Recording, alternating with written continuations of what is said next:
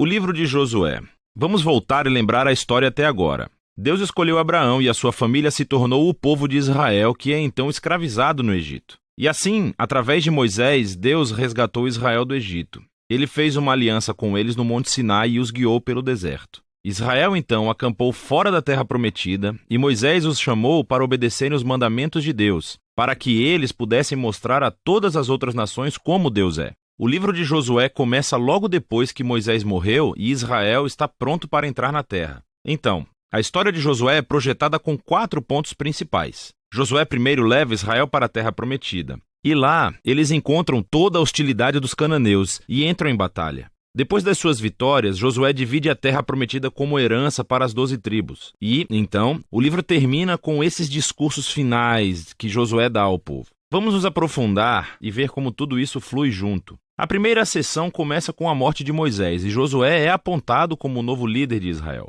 E o autor intencionalmente apresenta Josué como um novo Moisés. Assim como Moisés, Josué chama o povo a obedecer a Torá, o que significa obedecer aos mandamentos da aliança que foram dados no Monte Sinai. E então Josué envia espiões para a terra, assim como Moisés fez em Números, capítulos 13 e 14. A diferença é que as coisas dão muito mais certo dessa vez. De fato, até mesmo alguns cananeus se convertem e seguem o Deus de Israel. Josué então lidera todo Israel através do rio Jordão e para a terra. Assim como o mar se separou para Moisés no Êxodo, aqui também o rio Jordão se separa e os sacerdotes carregam a Arca da Aliança, levando todo Israel com eles. Agora, no capítulo 5, a história muda. As pessoas olham de volta para as suas raízes como o povo da aliança de Deus. E assim, a nova geração é circuncidada e eles celebram a sua primeira Páscoa na terra. Mas então, eles se viram e se preparam para seguir em frente. E Josué tem esse encontro doido com o guerreiro misterioso, que é o comandante angelical do exército de Deus. E Josué pergunta: você está conosco ou é com nossos inimigos? E o guerreiro responde: com nenhum dos dois. O que mostra que a verdadeira questão aqui é se Josué está do lado de Deus. Isso deixa claro que toda essa história não é sobre Israel contra os cananeus.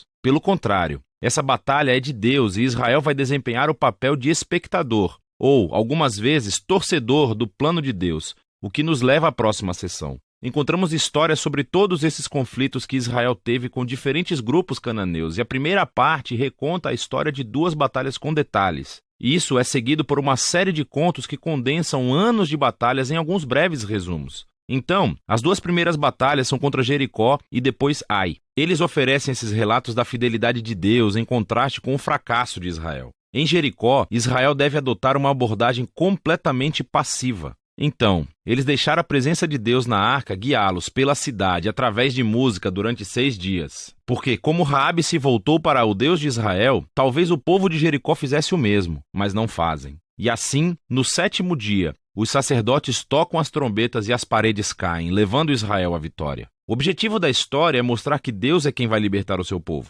Israel simplesmente precisa confiar e esperar. Agora, a próxima história da batalha em Ai tem o objetivo oposto. Há esse israelita chamado Acã. Ele rouba de Jericó alguns dos bens consagrados que deveriam pertencer somente a Deus e depois ele mente a respeito disso. É uma jogada bem cruel depois de tudo que Deus fez por Israel. E assim, Israel vai para a batalha contra a cidade de Ai e eles são totalmente derrotados. E é somente após o arrependimento humilde e ao lidar severamente com o pecado de Acã que Israel ganha a vitória. E assim, juntas, essas 2 histórias têm um lugar na frente para mostrar um objetivo importante. Se Israel vai herdar a terra, eles devem ser obedientes e confiar nos mandamentos de Deus. Eles não recebem tratamento especial. Agora, a segunda parte dessa sessão começa com os gibeonitas, um grupo cananeu. E eles fazem exatamente o que Raabe fez. Eles se voltam para seguir o Deus de Israel e fazem paz com Israel. Isso está em contraste com todos esses outros reis cananeus que começam a formar alianças e coalizões e querem destruir Israel.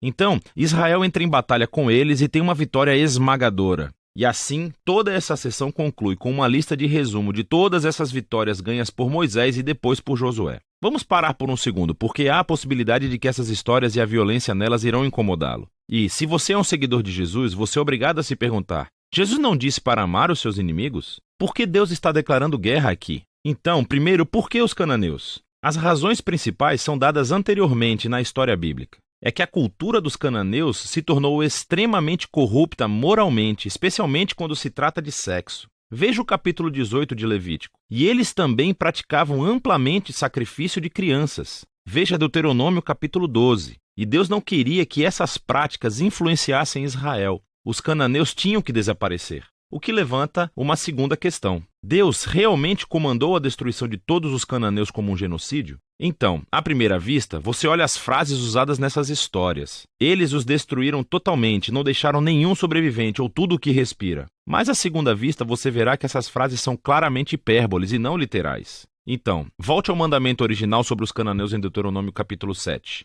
É dito a Israel para primeiro expulsar os cananeus, mas depois destruí-los totalmente. E então, isso é seguido de mandamentos para não casar nem fazer negócios com eles. Você não pode se casar com alguém que você destruiu. Acho que você entende. A mesma ideia se aplica às histórias de Josué. Olhe de perto. Assim, por exemplo, nos é dito no capítulo 10 de Josué que Israel não deixou sobreviventes nas cidades de Hebrom ou Debir. Mas depois, no capítulo 15, vemos essas cidades e elas ainda são povoadas por cananeus. E então, o que estamos vendo é que Josué se encaixa em outros relatos de batalhas antigas, usando a linguagem hiperbólica, não literal, como parte do estilo narrativo. E assim, a palavra genocídio não se encaixa realmente no que vemos aqui. Especialmente à luz das histórias sobre os cananeus que se voltaram para o Deus de Israel, como Raabe e os gibeonitas. Deus estava aberto para aqueles que se voltassem para ele. A última coisa a pensar é que essas histórias marcam um momento único na história de Israel. Essas batalhas estavam limitadas ao pequeno grupo de pessoas que viviam na terra de Canaã. Com todas as outras nações, Israel foi ordenado por Deus a buscar a paz. Veja o capítulo 20 de Deuteronômio. E assim, o propósito dessas histórias de batalhas nunca foi dizer a você, leitor, para cometer violência em nome de Deus. Pelo contrário, elas mostram Deus trazendo sua justiça sobre o mal humano, em um momento único na história, e como ele livrou Israel da aniquilação pelos cananeus. Agora, vamos voltar ao conceito do livro. Depois de anos de batalhas, vemos um Josué envelhecido e ele começa a dividir a terra entre as 12 tribos de Israel. E a maior parte dessa seção é uma lista de linhas de limite. E, vamos ser honestos, é um pouco entediante. É como ler um mapa sem fotos. Mas, para os israelitas, essas listas eram muito importantes. Esse foi o cumprimento das promessas antigas de Deus a Abraão, de que os seus descendentes herdariam a terra prometida. E agora tudo estava chegando aos detalhes, o que leva à seção final. Josué dá 2 discursos ao povo. Eles são muito semelhantes aos discursos finais de Moisés em Deuteronômio. Josué relembra-os da generosidade de Deus, como ele os trouxe para a terra e os resgatou dos cananeus. E assim, ele os chama para rejeitarem os deuses cananeus e serem fiéis à aliança que fizeram. Se fizerem isso, terão a vida e a bênção na terra. Mas se forem infiéis, Israel vai receber o mesmo julgamento divino que os cananeus receberam. Eles serão expulsos da terra para o exílio. E assim Josué deixa Israel com uma escolha. O que Israel vai fazer? Essa é a grande questão que paira sobre Israel quando termina a história. E esse é o livro de Josué.